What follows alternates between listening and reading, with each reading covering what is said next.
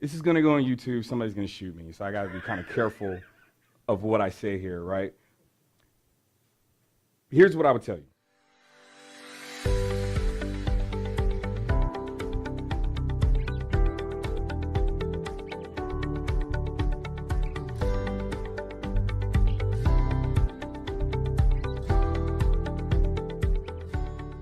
Typically, when I have a conversation with somebody, this is the first thing that they tell me, so I figured maybe we start off there.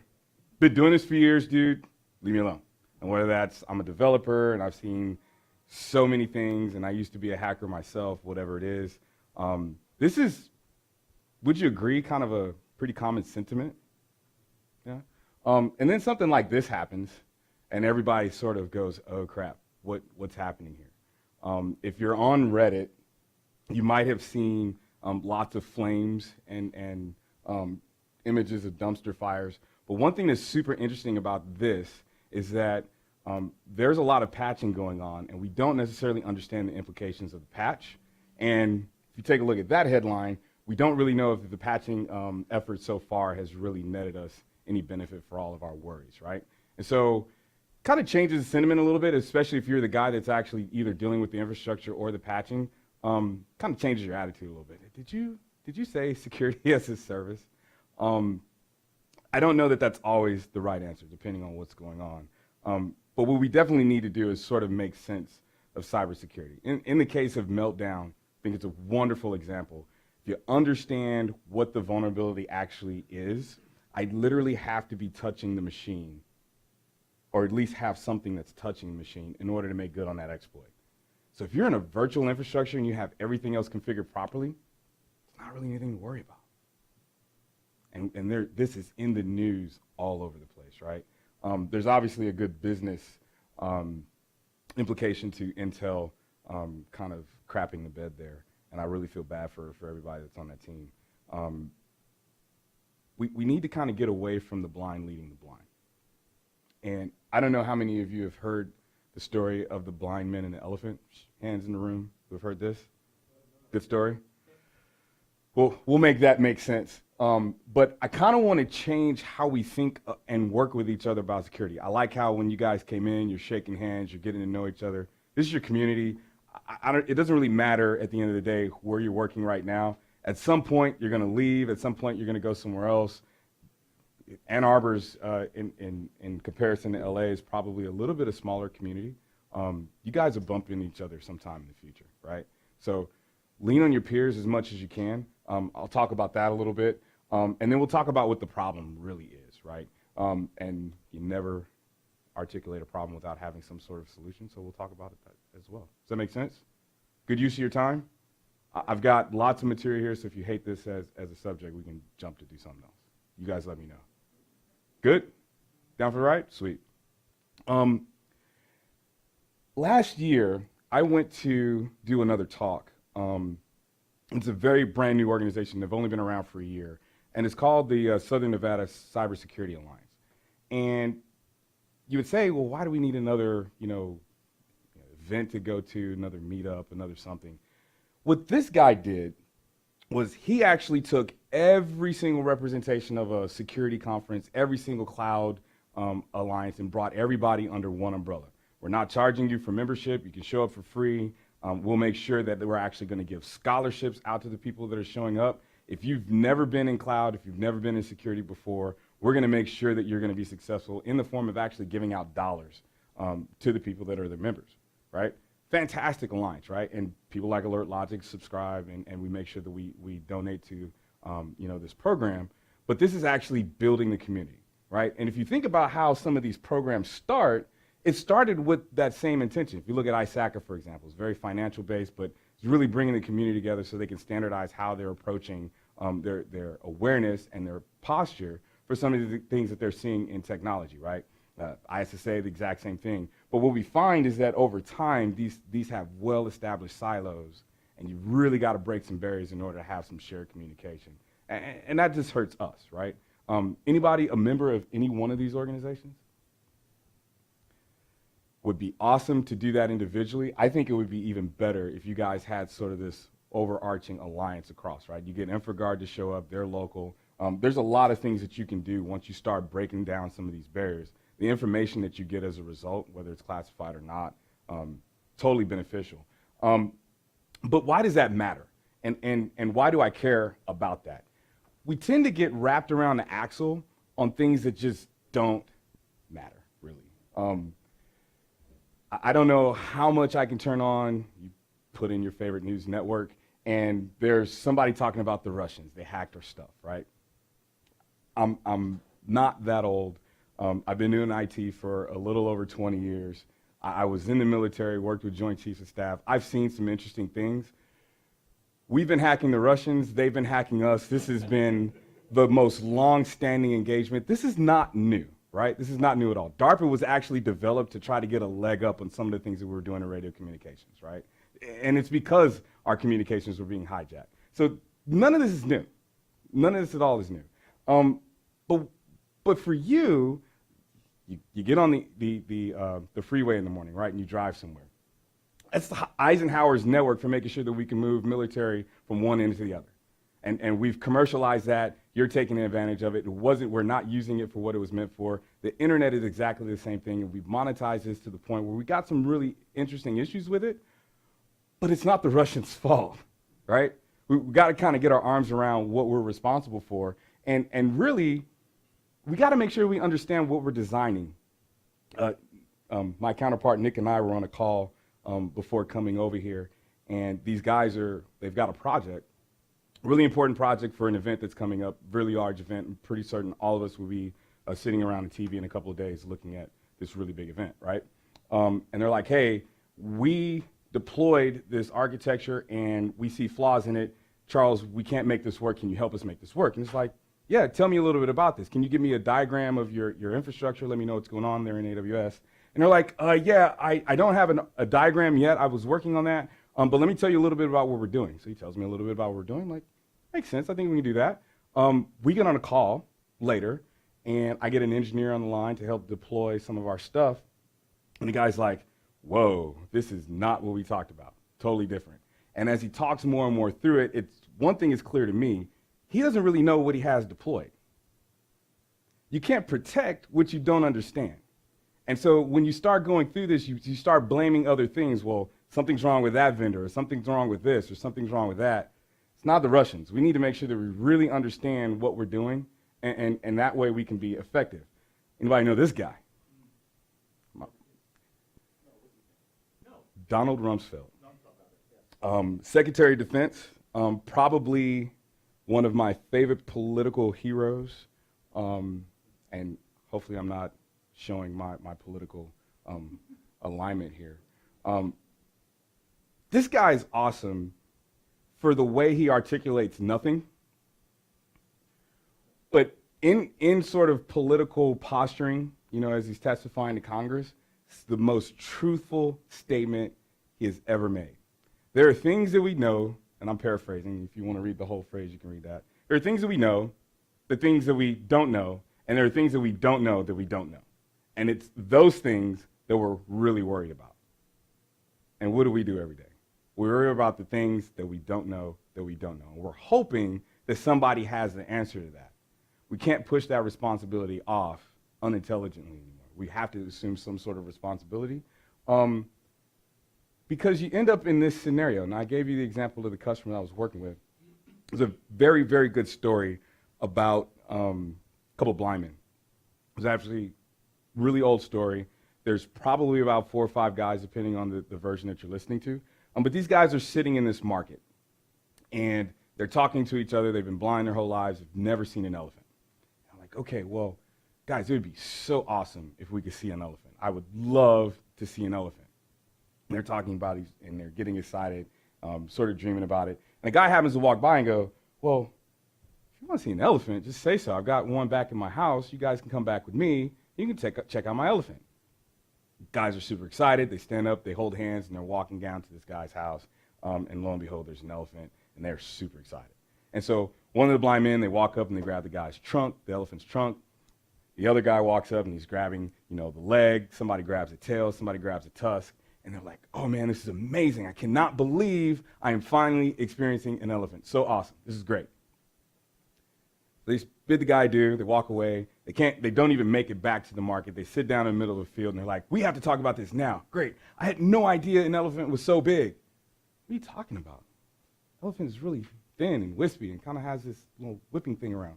What are you talking about? This thing is wide. I couldn't even get my arm wrapped around it. They all had different perspectives of this elephant because they were all experiencing different pieces of this monstrous thing.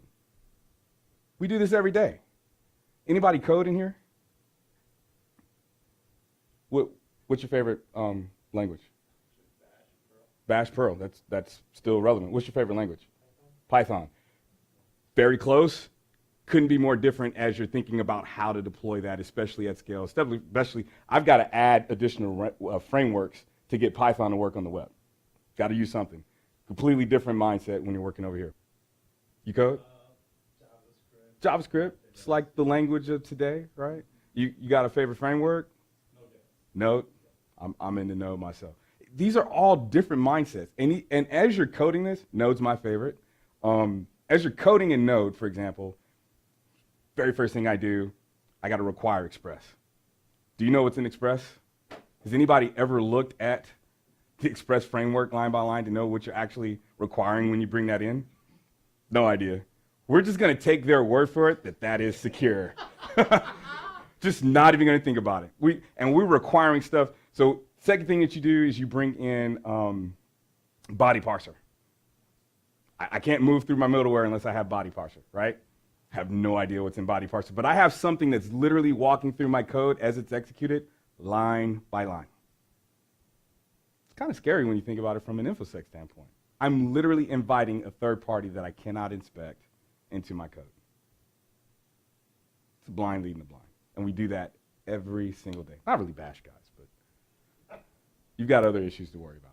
Well, I could compile my system myself. Well, hey, that's where you want to be, right? But that's not what we do in the cloud. We're literally taking all of that responsibility and trying to push it as far away as we possibly can. And the more and more of these events that pop up, that's what we do. But you can't really do that, right? At the end of the day, you're still responsible for the way your applications work, and you can't truly own the way your applications work unless you understand the stack that's sitting underneath it. Just can't. So try to do what you can and not be one of those guys hugging the elephant. Understand exactly what's going on, and that's going beyond your code more often than not. This is true whether you're in development, whether you're a traditional guy in security, whether you're in operations, which is completely different than development. I don't care how much you try to squish those things together. Audit, those guys are always never with us. They're just somewhere else, and they tend to go and say, what are you guys doing? They don't understand. They don't understand anything we're doing, but you just need to make it look like this. We end up lying to them so that we can be compliant, and the general public is none the wiser, right? We got to get better at this, and everybody needs to take their responsibility for what that is. But in order to get that, we have to understand what we're looking at. So even if I gave you the library for Express in that Node example, would you understand what you're doing there? And how many times, I'm kind of old, how many times you turn this bottom knob to make sure that you can actually get a good vision of what's happening there? I didn't put the rabbit ears on it, it's too big. I'm really pushing it. I don't need to know everything in order to make sure things are secure, right? I really need to know exactly what I'm consuming, how I expect it to be consumed. But every single day, there's somebody literally trying to break your infrastructure in a way that you've never experienced before. If you're patching, and that is your sole means for making sure that your infrastructure is secure, whether I'm patching code or I'm patching infrastructure, you're never going to make it. You're going to get breached. You're going to get breached. Guys that tell me that they know exactly what they're doing and they've been doing this for a long time generally are already breached. Proves itself out every single time. Been doing it for 20 years. So after you get breached, if you survive, you really sit down, you have a heart-to-heart with yourself about what it is that you really need to do. And generally, these are the things that most people center around. If I have a website, whether it's super complicated or it's fairly simple, single-page app, whatever it is, I need to be able to protect that. Whether for reputation's sake or data's sake, I need to be able to protect that. In order to do that, I really need to be able to identify network threats, no matter how I'm receiving those threats, whether it's over 8443 or some over random port. I need to be able to protect those and understand how I'm actually at risk for that. And then there's a whole thing about logs. I can look at infrastructure logs all day. If I don't understand infrastructure, not really going to help me. If I don't have the ability to create a log output in my application that would help me understand when it's being abused, not really going to help me. So if you're building an application and you don't have those outputs and I don't understand infrastructure, there's a lot of risk surface that you're not really able to cover. And nobody, especially as a developer, nobody looks at things that way. My app works, it performs well, that's all I care about until something happens. No attack ever, challenge me on this, no attack ever happened through a single vector. I don't have enough information to be able to attack you. Take a look at the Yahoo breach. Yahoo breach was first a phishing attempt. They got a developer who had VMs on his machine, and he used the same passwords for the VM on his machine as he used in the production infrastructure. Cut some corners, that's okay. Not really a big deal because nobody's gonna get me until they do. He clicked on a link, got a rootkit installed. Now I can see you entering those passwords into the local machine. Not even at the typical infrastructure yet. It was 6 months of surveillance on his machine before they got the keys that they needed to go and do something else. Now, when they go and look at the other thing, the logs don't help because it looks like an authenticated attack. And so we beat up on Yahoo so much because it went so long and they didn't know the breadth of that exposure, but it was because it was an authenticated attack. And so if you're not looking for that, really hard to understand what's happening there. You really got to understand how to build your log output and how to correlate that log output with other activity so that it makes sense. It's definitely something that you want to be able to do. Always takes multiple vectors in an attack as an attacker looking at your environment. And that's before we even talk about vulnerabilities. Before we even patch. The easiest thing for me to do is find, attackers are coders as well, right? So I want to find the easiest way to get my payout. I'm not trying to spend 9 months in your infrastructure to figure this out. So if a vulnerability gets me there and you happen to be on Shodan.io and you're telling everybody that you're vulnerable still to struts, great, I'll do that. But otherwise, I've got to figure out some other way in, right? Patch, definitely, you want to do that. When you get through all of that basic blocking and tackling, now you're like, okay, what's out there? What are the bad guys actually doing? And that's where threat intel and security content come in. That is a different language. Anybody consuming any content like that today? Yeah, threat intel, like somebody actually doing the research and saying, hey, Oh, no. yeah, that's fun stuff. Most people don't know how to implement that and they don't have the tooling to do that. And that's not a knock on anybody, it's just, it takes a lot of work. And you need to be able to do this around the clock. This is a lot of work. It's a lot of work. And the best organizations are having a hard time doing that, and that's why you see them in the news. And this is an infrastructure just like everything else. So you need to have availability on that. If it has to be up 24/7, 365, if you're telling your auditors, if you're telling the general public that this is what you're doing, you have to be able to test against that. You need to manage that the same way you manage the rest of your infrastructure. So that's what we want to do. Very first thing that you end up doing is saying, I need to buy something. And buy a tool, and buy WAF. Palos are awesome. I love Palo Altos, have it in my house. They're great. I should probably look at Fortinet. I don't know. They're cool. IDSs, IPSs, right? Log management. I like Splunk. Splunk's cool. Splunk's running on this laptop. Threat analytics. I'm kind of poor, so I'm not really doing that. I'm getting like, ET Pro signatures and trying to correlate that in. So now I need something to bring all that stuff together, and that's when you start talking about SIM, and things really start getting difficult at that point.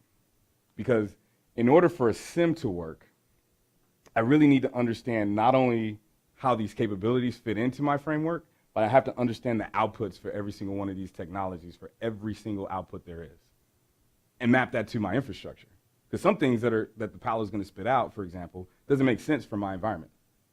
I don't need to worry about it. I have to understand all of those outputs before the SIM can give me something actionable.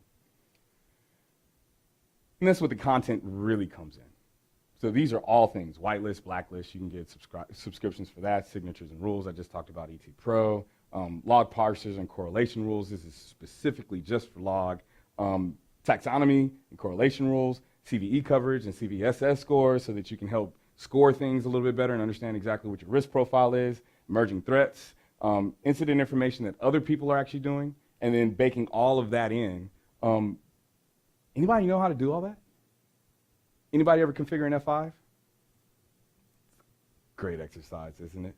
Hey, so ASM, GTM, love that, right? It's not fun at all. It's really not fun. It's like flying an airplane blind. Because if you don't understand the application as well as you understand network infrastructure, it's kind of touch and go. And this is where we get back to Rummy's comment, right? It's really easy to work on the stuff that you know, right? Known good, whitelist, carbon black, works really good here. Security groups and NACLs work really good here, as well as they do here. Antivirus works bad. If you like silence, works really good there, right? Works great. If I don't know what this is, or I'm not as certain, even an IPS is gonna go, well, I'm like 50% sure on this. So then it's up to you guys to figure out whether or not he should have been blocked or not. But you're not looking at this. At best, you're looking at a dashboard that tells you, oh, well, I've got one red thing here. Let me go see what this one red thing is. And I don't know what that is. You guys are the smartest guys in the room. I'm going to grab a beer. Like, I'm done with this. That's the extent of it. Until somebody tells you how relevant that is, you're not going to do anything with it. And this is where it starts to hurt. Does that make sense? How do you fix that? Anybody familiar with this, the way this looks? It's hex. Can you look at this with the naked eye and say exactly what's going on? No. This is ASCII. UTF-8. Anybody can look at this and tell me what's going on here?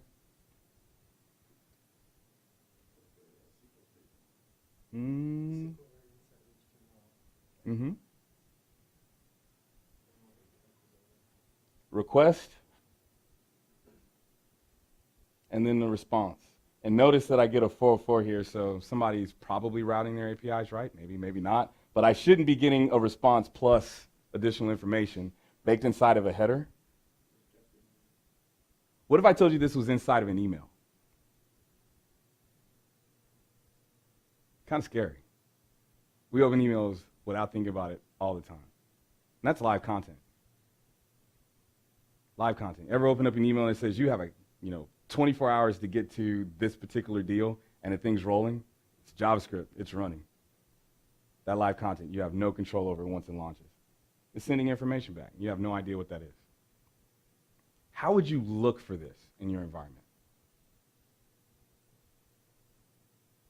HashiCorp guy, I don't know what you do. How do you build into your infrastructure, into your code, the ability to understand when this is happening in your environment so that you can get the right output to feed into security tools? Hard to do Wireshark in AWS at scale, right? Where would you even put that? If you've ever been in an AWS data center, don't bring your phone if you do that, because it will be paper dust when you walk out. Nothing comes out of there unless it's shredded to a pulp. You're not sticking anything in the middle of their infrastructure. Not happening. NetFlow data is not going to help you with this at all either. Anybody heard guard duty? Did you see anybody go to AWS reInvent this year? Guard duty is pretty cool, right? Guard duty is their release that allows you to peer into what's happening, sort of like an IDS, but from a log standpoint. They've got 33 checks to see what's happening in infrastructure. This isn't in one of them. What about Inspector? Inspector's cool too, love it. All those things cover blindness gaps, and you should deploy everything if you can afford it, do it. You should totally do it, and you are not following best practices if you don't do it. But there's still the responsibility on you to be able to consume that and understand exactly what you need to do, and you should be able to automate it. I'll touch on that a little bit. You might know what this is. No cheating. 20 critical security controls. And this is sort of a mind map on the responsibilities that you might have in security. And they don't necessarily go with, just pure security, right? So for example, you've got application software security, you've got continuous vulnerability and remediation, secure configuration for hardware, software, laptops. We just talked about some of your core competencies and where other people would have to lean on you in order to understand whether or not they're doing this job properly. Cannot do this by yourself. As a developer, as a pure play security guy, as an infrastructure dude, you cannot do all of these. This is wireless devices control. That's a 20-year career. You don't do this and do secure network engineering and do incident response. Those are three completely different disciplines. How many people do you have on your team at work? Half. Plus me. How many people do you have? 5. Can't do. You couldn't even split this evenly and cover this. There's no way. But all of these things we agree need to be done. Take a look at the 20 critical security controls when you get a chance, or the SANS top 25, or whatever it is you want to look at. There's no way that you can have discipline that scales across that and deploy it functionally. That's 5 people in an organization. Just can't do it. Now, let's talk about how you take that in your infrastructure and scale to 1 million plus users. Again, there's no way that you can do that without automating. Can you tell me where Inspector fits in here? Yeah, so what we did was installed agents Mm-hmm. on our images to get pushed out. So on the AMIs themselves. Yep. And so that helps you in the orange boxes, right? Yep. Doesn't really help you much here. You have CloudTrail configured, CloudWatch, and what's consuming those logs and parsing them in a way that you can understand it. What's consuming them? Yeah. I don't think we've done anything with them.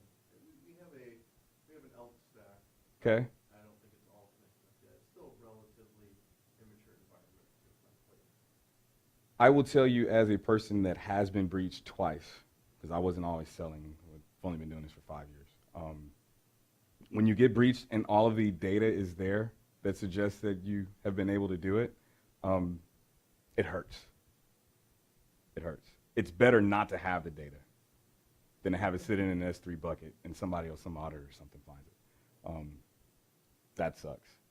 More and more, we talk about going serverless, right?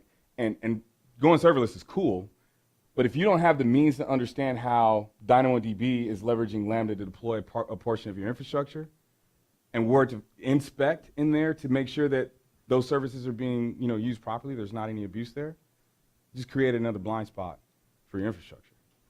That has to be part of your planning. And automation to remediate this has to be there. There's no way that I can go in and inspect this at scale. It's like throwing Wireshark on a 40 gig connection. You're going to break your laptop. It's not going to work. It doesn't work. Yeah. Well, it'll die. Windows will go done, right? It's not going to work. You can't do it. There are mechanisms that allow you to do this, but if you have gotten to this point and you haven't figured out how to plan to get this information out, you're in a bad spot. AWS WAF, anybody using that for the web architecture? Our engineers at Alert Logic tend to argue with the AWS guys about their naming convention on this one. It's not inappropriate, but it does make it a little confusing, especially when you talk about where things fit and where they don't. And then back to my original point, the team is evolving. So don't do this by yourselves. You guys are basically the team here. It's just you and one other guy, 5 guys. Get to know each other a little bit better. You're obviously not sharing trade secrets, but the better you work together on how to implement things and leverage things, the better it's going to be all the way across the board. And make sure that you build this where it needs to be, right? This meetup where it needs to be. Bring people in. Make sure that you're bringing everybody in here, man. You've got to do that. For the guys that were at reInvent, did you pick this up? We're getting away from coding applications, and we're getting closer to coding business logic.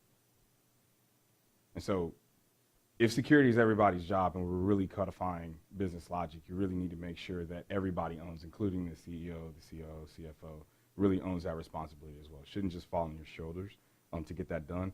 Everybody has to be a part of that. this is probably the best thing. You're working on a project, startup, can't wait until things are done and say, okay, let's worry about security. Those days are gone. So what do? If I were you, I would try to plan for impervious attack, to being impervious to attack. When I say that, most people focus on this word here, impenetrable, and obviously that's not possible. But you can be unaffected or not disturbed. That's sort of where you want to be there. And in order to do that, you have to both engineer for failure, accept it, it's going to happen, people are going to attack you, and you need to know that, in this case, here's what we do. And that has to be part of your infrastructure. Costs a lot more planning, a lot more testing. It's the only way that's going to make it work. In the case of a web application firewall, please understand that I'm not saying that this WAF is inefficient. This is and should be a part of every web application infrastructure. If you're not using the AWS WAF and you're in AWS, or if you have a multi-cloud architecture, Cloudflare, Akamai, whatever you want to use. But your scrubbing at the CDN level should definitely be there, right? Should definitely be there. If you're leveraging CloudFront, you should definitely have this. But you have to understand the coverage that you're actually getting for this as well, right? So the baseline before the AWS WAF drop, the baseline was always the mod security OWASP, where we get the OWASP top 10, the security controls from. They have a WAF and they have a core rule set. Now you can subscribe and get a better rule set, but most of the industry leaders will base their effectiveness more or less on this core rule set. And if you deploy this in your web app architecture today based on the CVEs that are out there, this is what your effectiveness is going to be out of the box with that before tuning, right? So if you're not a WAF engineer, it's probably the best you're going to get. If you stick this on top of that, you're obviously getting better coverage, and you're having your WAF that's closest to your workloads do less work, because I'm scrubbing this, to his point, before it makes it to my infrastructure. So that's why it should be part of every single infrastructure. Do you still need a WAF? Yes, you do. And having something that has both a positive model, and positive model meaning that I understand what the architecture is, what requests should be as they come in and what they shouldn't be, and it does that dynamically, and then having a stateful rule set, you can get a lot better coverage as a result of that. These two things together, it's going to be impervious to attack. Will people attack you? Yes. Will you have SQL injection? Definitely. But I'm going to know what's happening, and I'm going to be able to pivot almost as soon as it happens. This is going to go on YouTube. Somebody's going to shoot me, so I got to be kind of careful of what I say here, right? Here's what I would tell you. There's lots of marketing on what machine learning is. There's lots of marketing about anomaly detection, intelligence, all this stuff, right? At the end of the day, these are machines that are taking instruction from us, right? If I don't know what to tell the machine, if I can't give it an algorithm, if I can't give it a data set to help it better understand what it's looking for, bad in, bad out, every single time. So you're not looking for this thing to go and tell you what's happening in your environment. I have to be able to give it relevant information. So for an endpoint security vendor who knows what bad is and they can mathematically figure out where the bad is, great. But how's that any different functionally than your traditional security vendor who has already figured out this is bad, and I've got a very simple rule to figure out what this is. I'm using regex. I don't need math to tell me that. If you like Cylance, if you like the green that they're doing, if you like Stuart McClure, go for it. I have nothing against those guys. I don't know that you need to pay the premium for the math in this case, but because you already know what you're looking for. But in the cases that you don't, you're going to have either a lot of false positives or a lot of false negatives because the machine doesn't know what it is. In 0 days, none of those technologies are going to be effective. They're just not. And that's why you're looking at virus total, hoping, refreshing, that it pops up and you can probably have good detection at that point. But somebody has to reverse engineer the threat after the proof of concept has been published in order for the signature guys or the mathematicians to be able to build a model for that they can actually throw in machine learning. And if you don't have that content, and if you don't have that team actually doing that work, not going to happen. So, not a knock on anybody. There's a lot of people selling that stuff. If they can't walk you through exactly how you get there, it's magic, fairy tales, and pixie dust. I love silence.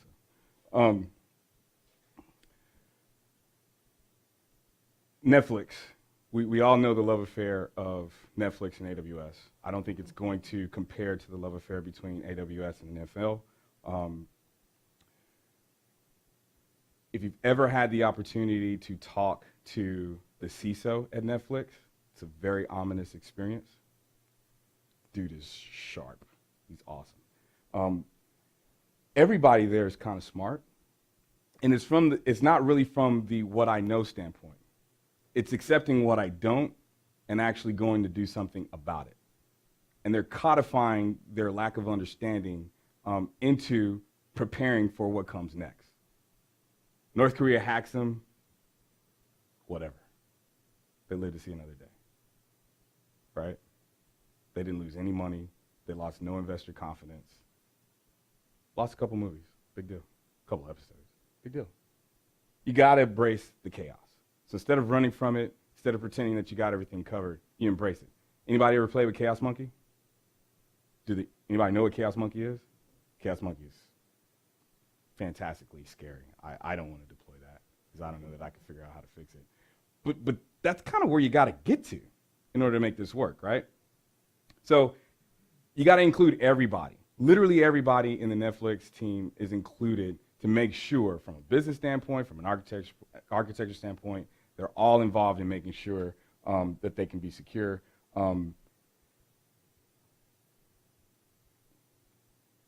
This event sucked.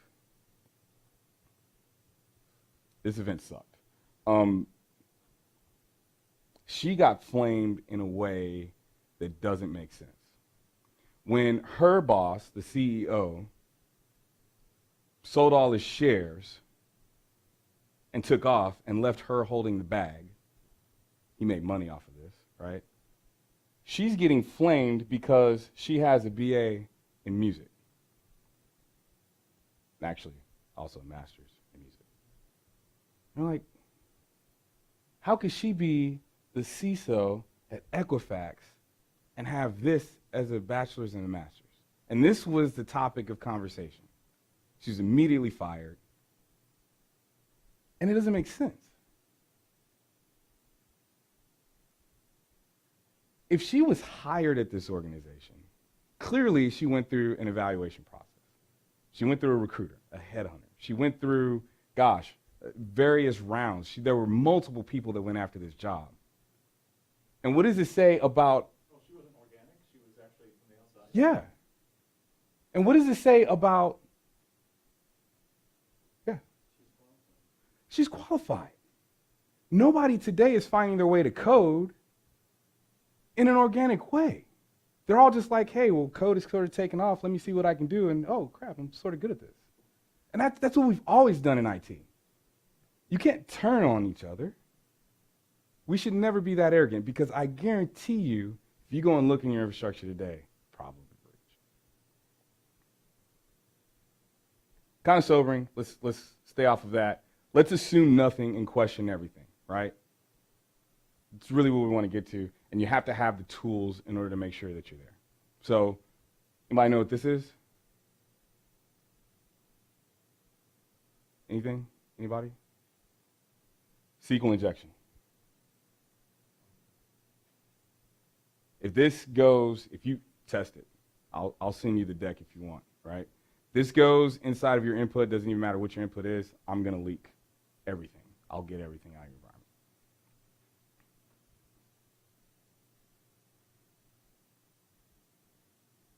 You gotta have the understanding of what this is actually doing in your environment, right?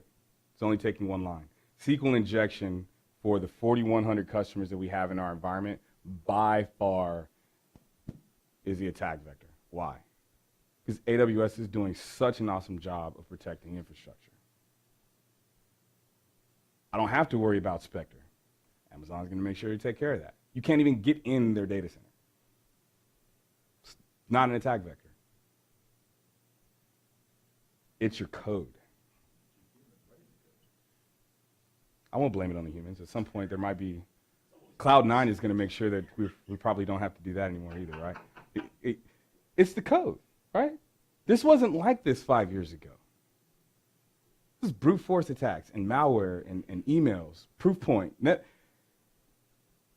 Remember FireEye, the NX on FireEye?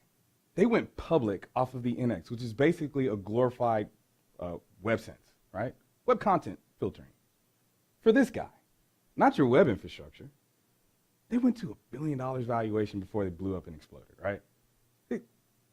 Awesome run for a business, but it doesn't even hit here anymore. It's too hard. This is easy. Anybody using SQL in their infrastructure?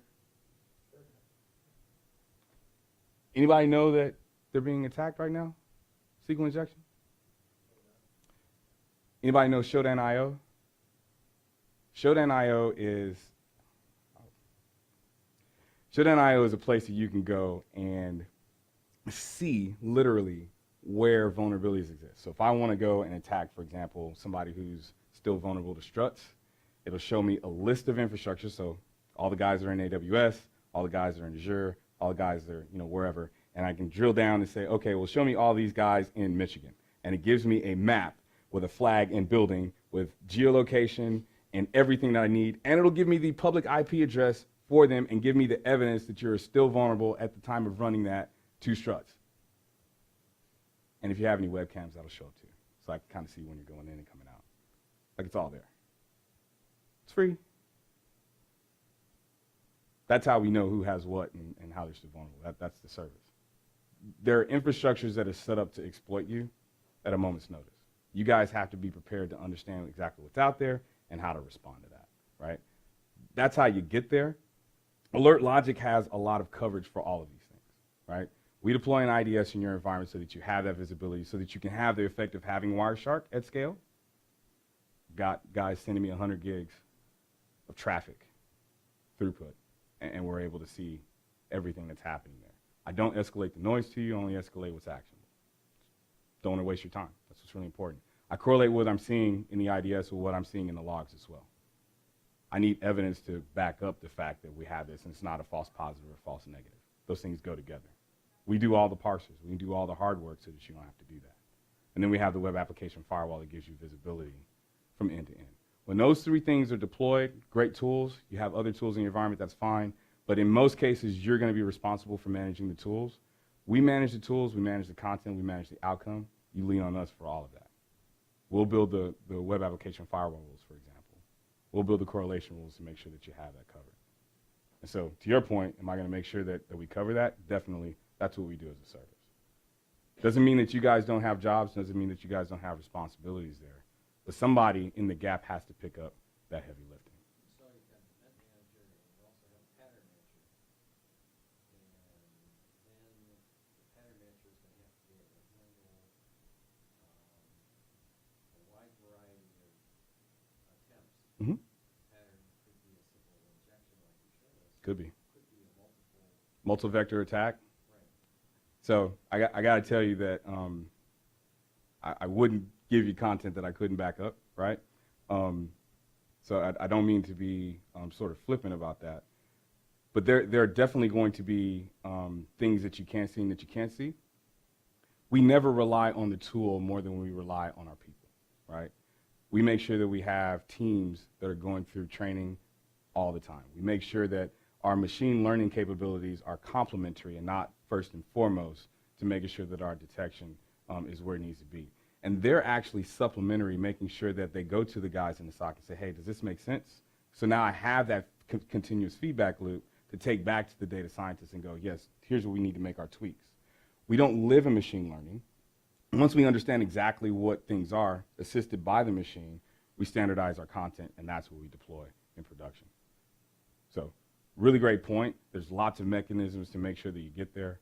We own that, though. That's not something that you have to worry about. But we make sure that you remain visible to it, so we don't hide anything. You get to see the signatures. You get to see all the throughput, the content, the logs. You get to interface with all those things. We do the heavy lifting so you can focus on what you need to. Well, one obvious thing is that you want to learn from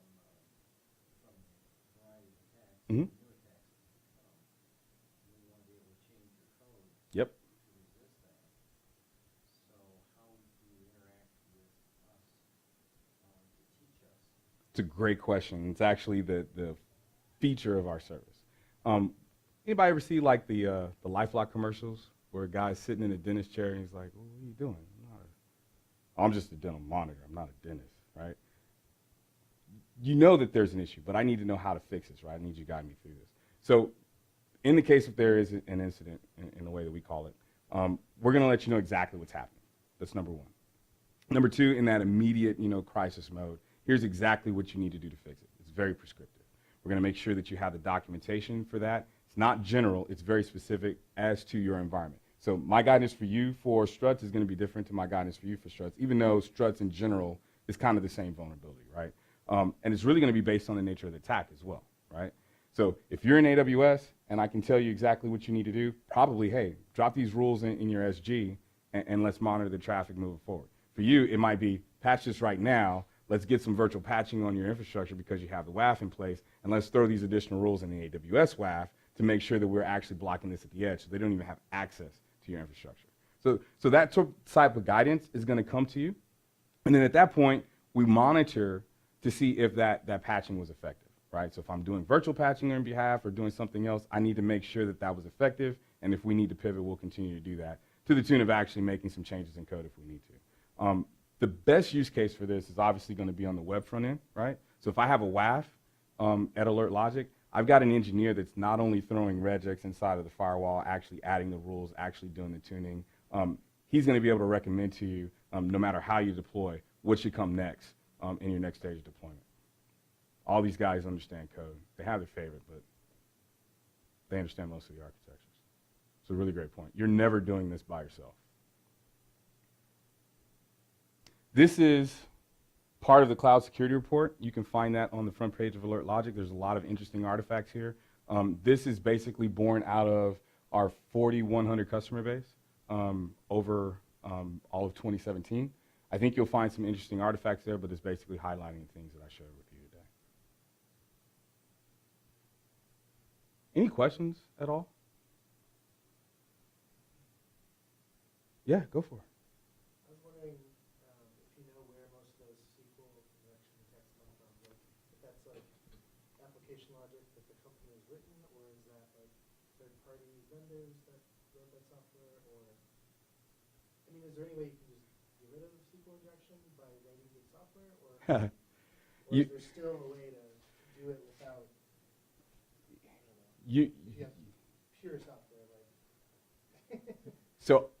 So the way to get rid of SQL injection is to use like Mongo or something that's not a SQL database, right? That's the way to get rid of that. The barring that, and nobody's getting rid of SQL, right? Barring that, I have customers that are trying to whitelist their responses. So I can't necessarily protect my interface. I can do scrubbing or whatever, but somebody's going to build an algorithm to get around that. So I can whitelist my responses based on who I know that I should be communicating with, right? It's kind of boiling the ocean a little bit. I think better is to make sure that you really get good inspection on your front end. Get that WAF in place, understand the rules, get a positive and negative security model so that when I see something that looks like SQL injection, I don't even need to be certain. Really boiled down example, but if I have a form that has people put in their name, address, and zip code, right?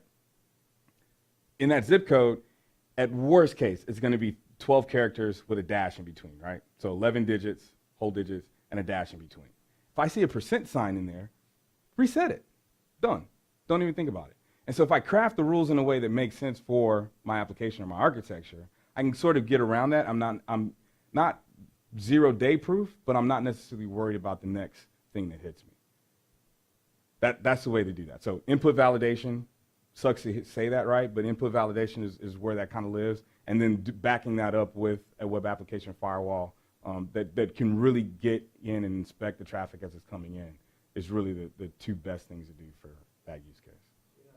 You're saying, like, don't fix the software, just put a layer on top of it. Well, input validation is fixing the software in a way, right? That should be baked into your application.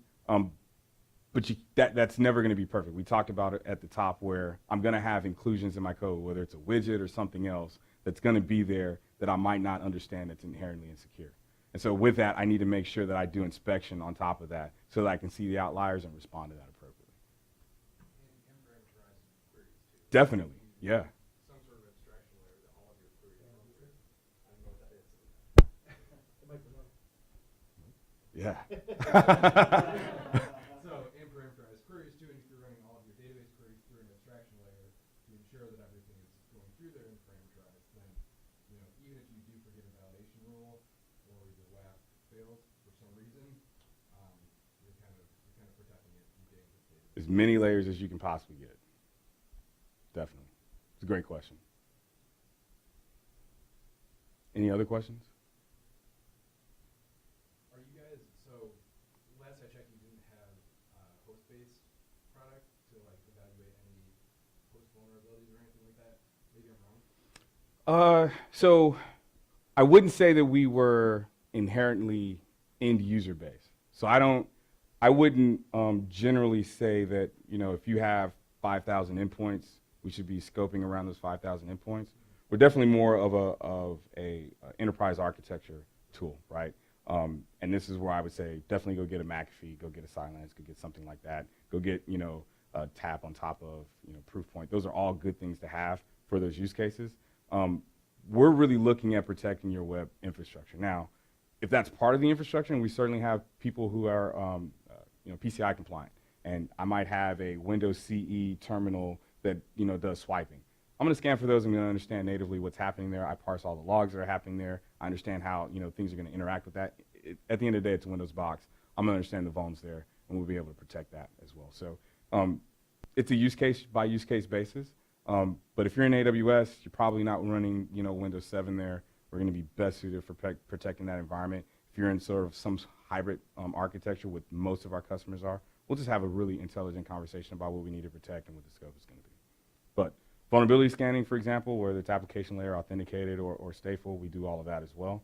And in the case of AWS infrastructures, we do have Cloud Insight or Cloud Insight Essentials, which leverage GuardDuty solely, that actually does authenticated scans and really understands where the vulns are from an intelligence standpoint, and can map that back out to you so you go, I need to fix that, and not do the whack-a-mole efforts that we always do. Make sense? Does that answer the question? Sweet.